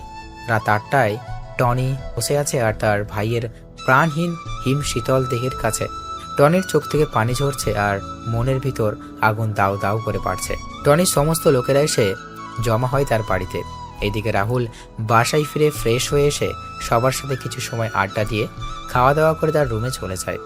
রাহুল সবেমাত্র বিছানায় শুয়েছে, তখনই দিশা রুমের দরজা ঠেলে ভিতরে ঢুকে দরজা লাগিয়ে দিল। রাহুল সামনে তাকিয়ে দিশাকে দেখে বলে ওঠে, কি ব্যাপার, আপনি আমার রুমে কেন? আমার জামাইয়ের রুমে আমি থাকবো না তো কে থাকবে? জামাই মানে? আপনাকে বললাম না আমাদের ডিভোর্স হয়ে গেছে। আমার আগের কাজের জন্য আমি ক্ষমা চেয়েছি তো, তাহলে কেন এমন করছো? আপনি অন্য রুমে গিয়ে ঘুমিয়ে পড়েন, শুধু শুধু ঝামেলা করছেন কেন? আমি যাব না, আমি এই রুমে ঘুমাবো। দিশা কথাটা বলে যেই বিছানায় উঠতে যাবে তখন রাহুল দিশার গালে ঠাস ঠাস করে থাপ্পড় বসিয়ে দিয়ে বলে ওঠে, বিছানায় উঠছেন কেন? তাহলে কোথায় ঘুমাবো আমি? আর তুমি আমায় মারলে? মাটিতে বা বেলকনিতে ঘুমাতে পারেন, এটা কেবল শুরু, গুনে গুনে হিসাব হবে। বাইরে তো অনেক ঠান্ডা, তাহলে আমি ঘুমাবো কি করে? সেটা আমি কি করে বলবো? আচ্ছা। দিশা যখন বালিশ নিয়ে বেলকনিতে যাবে তখন রাহুল দিশাকে থামিয়ে দিয়ে বলে, থাক, আপনি বিছানায় ঘুমান, আমি সোফায় ঘুমাবো। আমি তো আর অমানুষ না। এক বিছানায় ঘুমালে কি হবে? ওই যে ছোট লোক মানুষ আমি। রাহুল সোফায় গিয়ে লাইট নিভিয়ে ঘুমিয়ে পড়ে আর দিশা তাকিয়ে আছে রাহুলের দিকে। রাহুল মাঝরাতে কান্নার শব্দ শুনতে পায়। রাহুল তাকিয়ে দেখতে পায় দিশা কান্না করছে। তখন রাহুল বলে, আবার যদি কান্নার শব্দ আমার কানে আসে তাহলে লাত্তি দিয়ে রুম থেকে বের করে দিব, যত সব ন্যাকামো। দিশা কান্না বন্ধ করে শুয়ে পড়ে। পরের দিন সকালে রাহুল নাস্তা করে বের হয়ে যায় বাসা থেকে। দিশা ঘুম থেকে উঠে বিছানায় খুঁচিয়ে নিচে চলে যায়। নিচে গিয়ে ভাবিকে বলে, আচ্ছা ভাবি, মানুষ ভুল করলে ক্ষমা চাইলে তো তাকে ক্ষমা করে দেয়, তাহলে তোমার ছোট ভাই আমায় ক্ষমা করছে না কেন? জানিস দিশা, আমার যাকে বেশি ভালোবাসি তার উপরেই কিন্তু রাগ অভিমান করি। রাহুলেরও তেমন হয়েছে। আমি কি করব এখন? রাহুলের সাথে সবকিছু জোর করে করবি, যদি কি না করতে বলে সেটা করবি, সবসময় রোমান্টিক মুডে থাকবি। আচ্ছা। দিশা ভাবির কথা অনুযায়ী কাজে নেমে পড়ে। কয়েকদিন রাহুল একটু রাগ দেখলেও এরপর আর দেখতে পারেনি। রাহুল একটা রুমে বসে বিহার থেকে আসা তার লোকেদের একটা ছবি দিয়ে বলে, এই ছবির অমানুষটাকে আমার আস্তানা দিয়ে আসবি, তোরা এর সাথে কিছু করবি না, যা করার আমি করব সব। টনি তার ছেলের কবর দিয়ে এসে তার সমস্ত লোকের উদ্দেশ্যে বলে ওঠে, ওই তোরা সর্দারকে খুঁজে বের কর, যত টাকা লাগবে আমি দেব। আমার ছেলের খবরের সাথে সাথেও আমি ওই সর্দারের খবর দেখতে চাই। আমার থেকে আমার সব কিছু কেড়ে নিয়েছে ও, আমি ওর থেকে ওর সব কিছু কেড়ে নিব। ওই সর্দারের এমন ভয়ানক মৃত্যু দিব যা দেখে মৃত্যু দেবতাও ভয় পেয়ে যায়। রাহুল সেখান থেকে চলে আসে। বাসায় এসে খাওয়া দাওয়া শেষ করে বিছানায় শুয়ে ছিল। এই সুযোগে দিশা রুমে ঢুকে রাহুলকে জড়িয়ে ধরে। এই হচ্ছেটা কি? রাহুলের গলা চেপে ধরে বললাম, চুপ বসে থাকো, না হলে এর পরিণাম কিন্তু খুব খারাপ হবে। আমি এখন তোমার বুকে ঘুমাবো, যদি আমার ঘুমানোর কোনো সমস্যা হয় তাহলে কিন্তু বাসর করে নিব। মনে মনে বললাম, কি মেরে বাবা, সাক্ষাৎ ডাইনি, আমার বুকে ঘুমাবে, অথচ আমায় কয়েকটা দিন আগে সহ্য করতে পারতো না। অঙ্কুশ দাদা একটা কথা ঠিকই বলেছিল, মেয়েদের মন বোঝা নয়রে সোজা। কি বলছিস? আমি সব শুনছি কিন্তু। আর কিছু না, আপনি ঘুমিয়ে পড়ুন, একবার ছাড়া পাই তাহলে বুঝবি ডাইনি বেডি। আরো অনেক কষ্ট দিব তোকে, দেখি কেমন সহ্য করতে পারো শোনা। এই তোরা কে? আমাকে এখানে নিয়ে আসছিস কেন? তোরা চিনিস না আমি কে? তখন রাহুল রুমে প্রবেশ করে বলে, তুই হলি গলির কুকুর। তুই কি বলছিস? ভেবে বলছিস তো? আরে তোর মতো কুকুরকে কিছু বলতে হলে ভেবে বলতে হবে নাকি? এই তুই কে রে? তখন থেকে তুই তুই করে বলছিস। দেখবি আমায় তুই? হ্যাঁ। দেখলে তোর প্যান্ট ঢিলে হয়ে যাবে না তোরে? তখন টনি রেগে বলে, এই কুত্তার বাচ্চা, সামনে এসে কথা বল সাহস থাকলে, সব কয়টাকে মেরে এখানে পুঁতে রেখে দেব। তাই নাকি রে, এখানে পুঁতে ফেলবি? রাহুল এই কথা বলে সামনে এগিয়ে যায়। রাহুলকে দেখে টনির চোখ বড় হয়ে যায়। কেউ কিছু বলছে না। তখন রাহুল বলে, কি রে নে, আমায় মেরে পুঁতে ফেলবি না? পুঁতে ফেল আমায়। সর্দার, রে, আমায় মারার জন্য যাদের পাঠিয়েছিলি তাদেরকেও আমি তোর ভাইয়ের কাছে পাঠিয়ে দিয়েছি। এবার তোর পালা, তোকেও পাঠিয়ে দিব তোর ভাইয়ের কাছে। তুই এখনো বেঁচে আছিস? তোকে তোর ভাই এসিপি রাজ আর তোর মাকে না মেরে ফেলেছিলাম, তাহলে বেঁচে গেলে কি করে? তোরা কি ভেবেছিলি আমি মারা গেছি? তোর করা সকল অন্যায়ের পুরস্কার দেওয়ার জন্য আমি আবার ফিরে আসছি। তোরা আজ আমার পরিবারের সাথে যা করেছিস সেটা এখন তোদের সাথে করব। সর্দার ভাই, আমাদের ক্ষমা করে দাও। আমরা অনেক বড় ভুল করে ফেলেছি। আমি আর কখনো এমন কাজ করব না। আমায় ক্ষমা করে দেন প্লিজ ভাই। আচ্ছা যা, আমি তোদের ক্ষমা করে দিলাম। আমার লোকেরা তোকে কিছু বলবে না। তুই জানিস তো আমি একটা সুযোগ দেই। তখন রাহুলের লোকেরা না না বলে ওঠে। সবাই এগিয়ে আসে টনিকে মারার জন্য। তখন রাহুল বলে, আগে আমি কথা শেষ করতে দে, তারপর তোরা যা করার করিস। ধন্যবাদ সর্দার ভাই। আর আগে শুনবি তো? বলুন ভাই। এই বাড়ির পাশে একটা পুকুর আছে, সেই পুকুরে 10টা ডুব দিতে হবে। 10টা ডুব দিয়ে উঠে আসলেই আমরা তোকে ছেড়ে দিব। কিন্তু ওইখানে তো শার্ক আর কুমির আছে। তাহলে তুই এই হান্টারদের হাতে মরবি। দেখছিস এক একটাকে, এরা বিহারের জঙ্গল পশু শিকার করে। কিছু ঝলক দেখবি নাকি? বলে হাসতে লাগলাম। আমি সর্দারের এর কথা শুনে ওই হান্টারগুলোর দিকে তাকলাম। এইগুলো আজ তো একটা জন্তুর, তার চেয়ে আমি বরং পুকুরে 10টা ডুব দিয়ে আসি। আমি তখন বললাম, আমি রাজি পুকুরে ডুব দিতে। এটা শুনে রাহুল একটা রহস্যময় হাসি দিল। তখন রাহুল তার লোকের কানে কানে কিছু কথা বলে রাহুলের কথা শুনে রাহুলের লোকের একটা হাসি দিয়ে টনিকে নিয়ে যায়। কিছুক্ষণ পর শোনা গেল টনির ভয়ানক আত্মচিৎকার। সেই আত্মচিৎকারের সাথে পুকুরের জলের শব্দ, আর এইদিকে ভয়ানক হাসি। রাহুলও তার লোকেদের রাহুলের এই সব কিছু শুনে আর বুঝতে বাকি রইল না কি হচ্ছে। রাহুলের লোকেরা তাড়াতাড়ি পুকুরের পাড়ে গিয়ে দাঁড়িয়ে দেখছে আর হাসছে। সব যখন ঠান্ডা হয়ে গেল তখন রাহুল উপরের দিকে তাকিয়ে 2 ফোঁটা চোখের জল ফেলে একটা দীর্ঘ শ্বাস ফেলে। রাহুল তার লোকেদের উদ্দেশ্যে তাকিয়ে বলে, কিরে, এবার তোদের রাগ কমেছে? সবাই একসাথে চিৎকার দিয়ে বলে ওঠে, হ্যাঁ ভাই হ্যাঁ। রাহুল রাতে বাসায় ফিরে খাওয়া দাওয়া করে সোফায় গিয়ে শুয়ে পড়ে। পরের দিন সকালে ঘুম থেকে উঠে নাস্তা করে তার অফিসে চলে যায়। রাতের বেলা সবাই বসে খাবার খাচ্ছিল। রাহুল দেখতে পায় দিশার পাশে জায়গা খালি।